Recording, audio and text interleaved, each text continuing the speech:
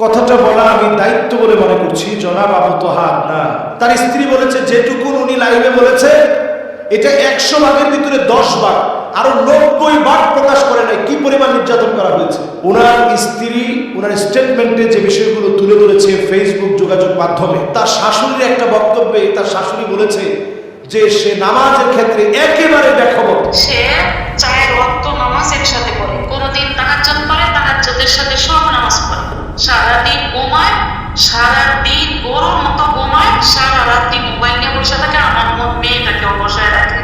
আমি অবাক হয়ে যাই, আমার মেয়ের মাথাটা নষ্ট করে দিছে হুজুর।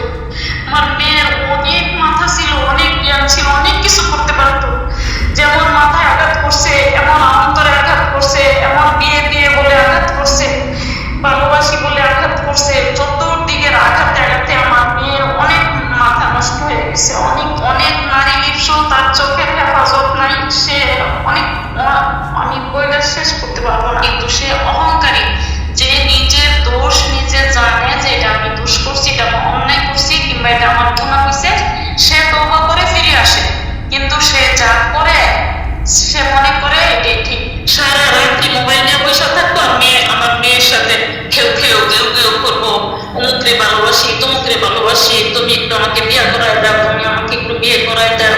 আমি আসলে দীর্ঘদিন যাবৎ পারিবারিকভাবে সাফার করে আসছি। তাকে নিয়ে আমি অনেকভাবে বসার চেষ্টা করেছি, সমাধানের জন্য কথা বলতে চেয়েছি। সে কথা বলার সে সুযোগটুকু দিত না। সে প্রচন্ড রকম অহংকারী, স্বেচ্ছাচারী, স্বাধীন চেতা মানুষ। এবং প্লাস আমি যে দেখি সে তার নানান ফাউন্ডেশনের কার্যক্রমের নামে সে তাকে যে মানুষ ফিনান্সিয়ালি হেল্প করে, এই টাকাটা দিয়েও বা এই হেল্পের জায়গাটা থেকেও সে তার লিপ্সা চরিতার্থ করার জন্য অনেক অ্যাডভান্টেজেস গুলো নিয়ে থাকে, অনেক সুযোগ সুবিধা ব্যবহার করে থাকে নারীদেরকে অনলাইন বলার ক্ষেত্রে। আবু তো আদনানকে আমি যতটুকু দেখেছি মাহফিল অঙ্গনে অনেক সময় সে অনেক দেরি করে মাহফিলে পৌঁছায়, এবং আমি নিজে এটা সাক্ষী যে রাত 11টার সময় সে মাহফিলে গিয়েছে, 11টা 29 মাহফিলে গিয়েছে, যেখানে আমি নিজে বক্তা ছিলাম। প্রশ্নের মুখে এজন্য কথা বলতে চাই কারণ ওনার স্ত্রী মাওলানা কোরবান আলী রহমতুল্লাহ আলাইহির একজন মেয়ে। মাওলানা কোরবান আলী বাংলাদেশে অত্যন্ত প্রথিত যশা একজন আলেম ছিলেন, যার 36টা প্রতিষ্ঠান রয়েছে। জনাব আবু তো আদনান সাহেবের স্ত্রীর প্রত্যেকটা ভাই অনেক ভালো ভালো আলেম, মাদ্রাসার খিদমতে আছেন। এমন একটা পরিবার থেকে বিলং করা একটা মেয়ে, যার আগে একটা ডিভোর্স ছিল, সংসার বিচ্ছেদ হওয়ার পরে তার সঙ্গে বিবাহ হয়। আমরা দেখেছি যে আবু তোহা আদনানকে নিয়ে যে বিষয়গুলো নিয়ে বারবার প্রশ্ন আসছে, এবং কথাটা বলা আমি দায়িত্ব বলে মনে করছি। জনাব আবু তোহা আদনান বাংলাদেশের সুপরিচিত দ্বীন প্রচারকদের মধ্যে তিনি একজন, যারা দ্বীনের কথা বলেন তাদের মধ্যে একজন, দাঈ ইলাল্লাহ। যদিও তিনি মাদ্রাসায় পড়েছেন, মাদ্রাসায় পড়ুয়া কোনো আলেম নন। আলেম বলতে যা বোঝানো হয় বাংলাদেশে, এই সিস্টেমেটিক পদ্ধতিতে তিনি গড়ে ওঠা কোনো আলেম না। জেনারেল থেকে আসা, হঠাৎ করে ঘুম হয়ে যাওয়া, এবং চমকপ্রদ আখিরুজ জামান, শেষ জামানার গল্প, যা নবীজি সাল্লাল্লাহু আলাইহি সাল্লাম বলেছেন, যে কথাগুলো আমরাও আমাদের অসংখ্য আলোচনায় আখিরুজ জামান নিয়ে কথা বলি, এই কথাগুলোকে তিনি অত্যন্ত সুন্দর উপস্থাপনায় জাতির সামনে পেশ করেছে। জাতি ওনার কথাগুলো গ্রহণ করে নিয়ে অনেক যুবকের পরিবর্তন হয়েছে। পারিবারিক কেমন একটা স্ট্র্যাটেজি এখন দেখা দিয়েছে। ওনার স্ত্রী ওনার স্টেটমেন্টে যে বিষয়গুলো তুলে ধরেছে ফেসবুক যোগাযোগ মাধ্যমে, আমি আজকে এই বিষয়টা নিয়ে প্রশ্নের মুখে এজন্য কথা বলতে চাই কারণ ওনার স্ত্রী মাওলানা কোরবান আলী রহমতুল্লাহ আলাইহির একজন মেয়ে। মাওলানা কোরবান আলী বাংলাদেশে অত্যন্ত প্রথিত যশা একজন আলেম ছিলেন, যার 36টা প্রতিষ্ঠান রয়েছে। এবং আমি কাপাসিয়াতে ওনাদের বাড়ির মাহফিলে 5 বার আমি গিয়েছি। আমি দেখেছি তার প্রত্যেকটা ভাই, জনাব আবু তো আদনান সাহেবের স্ত্রীর প্রত্যেকটা ভাই অনেক ভালো ভালো আলেম, মাদ্রাসার খিদমতে আছেন, মসজিদের খতিব হিসেবে আছেন, সবাই ইলমের সাথে লেগে আছে। এমন একটা পরিবার থেকে বিলং করা একটা মেয়ে, যার আগে একটা ডিভোর্স ছিল, সংসার বিচ্ছেদ হওয়ার পরে তার সঙ্গে বিবাহ হয়। এরকম একটা মেয়েকে যদি আপনি আশ্রয় দেন, নবীজির হাদিস অনুযায়ী আস-সাই আলাল আরমালাতি ওয়াল মিসকিন কাল মুজাহিদি ফি সাবিলিল্লাহ, এটি আল্লাহর রাস্তায় জিহাদ করার সমান সওয়াব। যে আপনি এমন একজন অসহায়কে জায়গা দিবেন যে বিধবা, যার আগে বিবাহ ছিল। তো এটা জেনে বুঝে আপনি একটা আলেম ফ্যামিলিতে বিয়ে করলেন, বিয়ের পরবর্তী সময়ে এক পক্ষের কথা শুনে, এক পাক্ষিক কথা শুনে বিচার বিশ্লেষণ অনেক সময় করা যায় না, সঠিক সিদ্ধান্ত দেওয়া যায় না। তারপরেও যেহেতু এই পরিবারটাকে আমি কাছ থেকে চিনি, তাদের সম্পর্কে কাছ থেকে আমি জানি, আবু তো আদনানকে আমি যতটুকু দেখেছি মাহফিল অঙ্গনে অনেক সময় সে অনেক দেরি করে মাহফিলে পৌঁছায়, এবং আমি নিজে এটা সাক্ষী যে রাত 11টার সময় সে মাহফিলে গিয়েছে, 11টা 29 মাহফিলে গিয়েছে, যেখানে আমি নিজে বক্তা ছিলাম। এতে করে মাহফিল কর্তৃপক্ষের সাথে তার মন কালাকালি এবং কটুবাক্য লেনদেন, উচ্চবাচ্য হওয়া, এগুলো সব হয়েছে।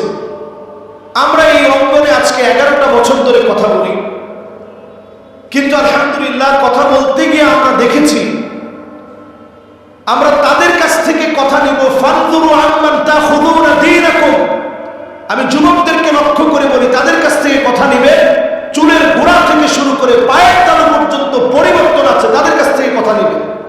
আমরা অনেক সময় যেটা করি, বাহ্যিক মানুষের পরিবর্তন দেখে অনেক সময় তার কথাগুলোকে আমরা অমূল্য মনে করি। হতে পারে তার কথায় মানুষ হেদায়েত হবে, কিন্তু পারিবারিকভাবে একটা মানুষ যদি আখলাকি না হয়, যদি পারিবারিকভাবে খয়রুকুম খয়রুকুম লিআহলি, পরিবারের কাছে যদি আপনি সেরা হতে না পারেন, তার স্ত্রী যে স্টেটমেন্ট দিয়েছে সেখানে বারবার বলেছে যে তাকে আঘাত করা হয়েছে, প্রতিদিন আঘাত করত, মারত, খারাপ ব্যবহার করত। তার স্ত্রীর ক্ষেত্রে আমি এতটুকু বলবো যে তিনি এসে যেভাবে লাইভে কথা বলেছেন, প্রথমে যেভাবে লাইভে এসে বলেছেন, হয় তাকে আমার কাছে ফিরিয়ে দেন, না হলে আমাকে তার কাছে নিয়ে যান। এই বিষয়টি বাংলাদেশের জন্য একটা আশ্চর্যজনক বিষয় ছিল। এমন কথা স্বাভাবিকভাবে কোনো আলেমের স্ত্রী এতটা সাহস নিয়ে বলতে পারে না। তো আমি নিজের চোখে দেখেছি আবু তো আদনান সাহেব এই স্ত্রীর প্রশংসা অনেক মাহফিলে করছেন, যেটা খোলামেলা এরকম প্রশংসা সচরাচর আলেমরা করতে এটা গায়রত মনে করে, আত্মমর্যাদায় লাগে এরকম মনে করে নিজের স্ত্রীর কথা, ঘরের কথা তেমন আলোচনায় আনে না। কিন্তু আবু তো আদনান সাহেব তিনি বলছেন, আল্লাহ আমার স্ত্রীকে হায়াত দারাজ করুক। সে যে এইভাবে বলছে যে সে আমার মতো একেবারে সাধারণ, আমি যেভাবে সাধারণ আমার স্বামীও সাধারণ, এই সত্য কথাগুলোর কারণে বাংলাদেশের ভিতরে ফেস দ্য পিপলকে ঘিরে এই লাইভের পরে একটা আলোড়ন সৃষ্টি হয়েছিল, এবং তাকে গুম করার পরেও ছেড়ে দিতে বাধ্য হয়েছে। তো এখানে কিন্তু এই নারীর অনেক অবদান ছিল। 5টা বছর যে নারী সহ্য করে ডিভোর্সের পরে স্বাভাবিক যে নারীরা বাংলাদেশে ঘর সংসার আবার নতুন করে সাজায়, তারা চেষ্টা করে যে সবর করতে হবে, তারপরেও যেন এই সংসারটা ভেঙে না যায়।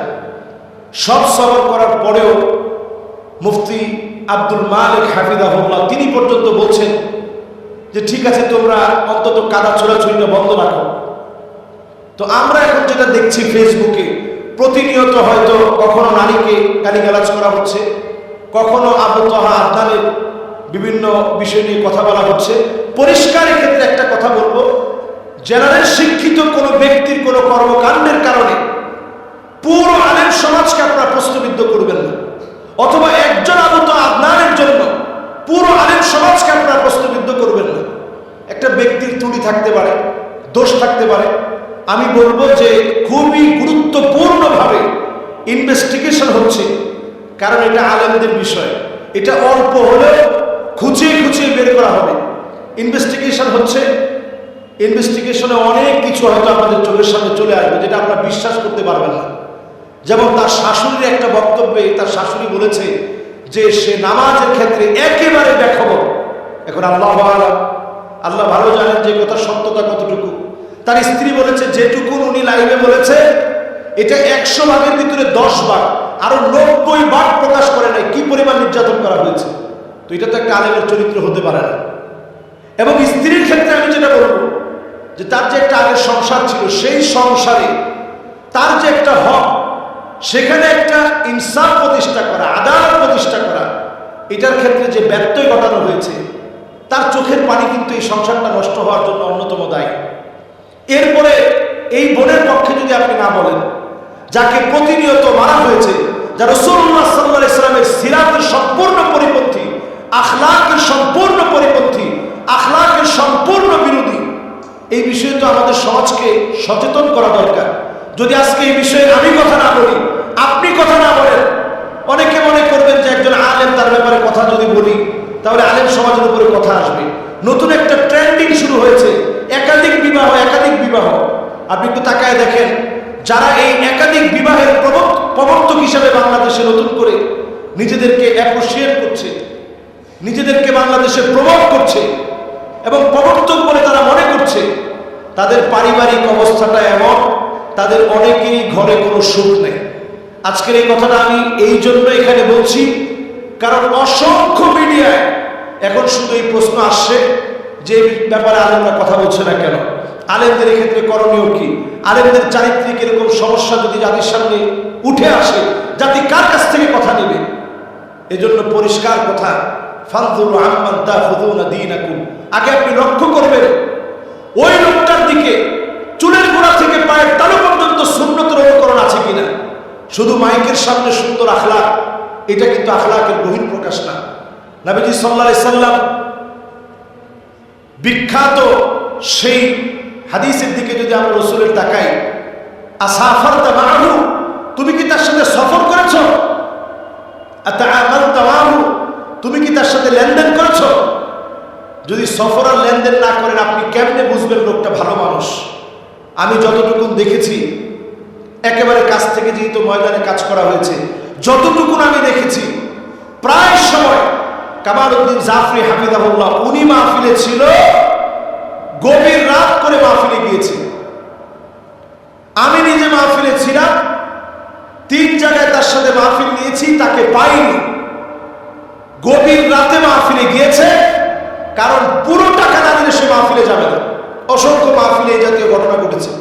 এগুলো আলেমদের জন্য অত্যন্ত অসুন্দর, আলেমদের জন্য অসম্মানজনক এবং এগুলো দৃষ্টিকটু।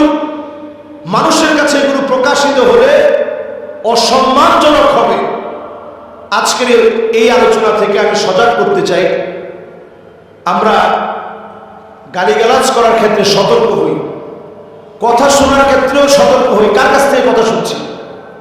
আমি এক মাহফিলে নিজের চোখে দেখেছি 11:29 যাওয়ার পর মারামারির অবস্থা। তো এই যে জাতীয় ঘটনাগুলো ঘটেছে এতদিন ধরে, এমন কথাও শুনেছি, আল্লাহু আ'লাম, আল্লাহ ভালো জানেন, যেরকম মানুষের সামনে প্রকাশ করছে, এই বিষয়গুলো যখন প্রকাশিত হবে, জুমার নামাজ যেখানে পড়াতেন ওই এলাকার মানুষ কাপাসিয়াতে, আমি সেখানে 5 বার মাহফিলে গিয়েছি, সে এলাকার মানুষ আমাকে বলেছে যে ইচ্ছে মতো এসে সময় নাই এসে জুমার নামাজ পড়াতো। তো এই বিষয়গুলো কিন্তু সজাগ থাকতে হবে। একজন দায়ী সব বিষয়ে আপনাকে সজাগ দৃষ্টি রাখতে হবে। এবং এমন বিষয়গুলো যখন আমরা শুনি, আমরা ব্যথিত হই। একটা বোনের আর্তনাদ আমাদেরকে অনেক সময় ব্যথিত করে, একজন মায়ের আর্তনাদ আমাদেরকে ব্যথিত করে, একজন ভাইয়ের আর্তনাদ আমাদেরকে ব্যথিত করে। কাজে এই বিষয়গুলো একেবারে ছোটখাটো বিষয় না। ভুলে ভরা মানুষের জীবনে অনেক ভুল আছে। হুন্না লিবাসুল লাকুম ওয়া আনতুম লিবাসুল লাহুন্না, তারা আমাদের কাছে আমাদের পোশাকের মতো। এই পোশাক যেন ময়লা না হয়, এটা আগে থেকে আপনার সজাগ থাকা দরকার ছিল। আরেকটি বিষয় বলতে চাই, আমরা যারা ফেসবুক চালাই, আপনি যদি সব একনিষ্ঠ মুখলেস হন, আপনি আপনার ফেসবুকের অ্যাক্সেস আপনি আপনার স্ত্রীকে দিয়ে দিবেন, তার তো নতুন করে ফেসবুকের দরকার নেই। ফেসবুকে এত ফলোয়ারের দরকার তো আপনার স্ত্রীর নেই। আমাদের বাসায় যারা আছে, আমার ফেসবুক সবাই চালায়, আমার ট্যাব, আমার আইপ্যাড, আমার মোবাইল, সব জায়গায় একটা ফেসবুক লগ ইন করা। সবাই এটাতে যে কোনো মুহূর্তে অ্যাক্সেস করতে পারে, প্রবেশ করতে পারে, দেখতে পারে। এতে করে আমি নিজেও সন্দেহমুক্ত থাকলাম, বাসার সবাই সন্দেহমুক্ত, একটু শান্তিতে থাকলো। এজন্য অন্তত আর আমরা এই বিষয় নিয়ে কাদা ছড়াছড়ি চাই না। যা হয়েছে সুন্দর একটা সমাধান হোক, এবং এই ক্ষেত্রের দায়ভার যেন আলেমদের কাঁধে না আসে। আল্লাহ যেন আমাদেরকে বোঝার তৌফিক দান করেন। আসসালামু আলাইকুম ওয়া রাহমাতুল্লাহি ওয়া বারাকাতুহু।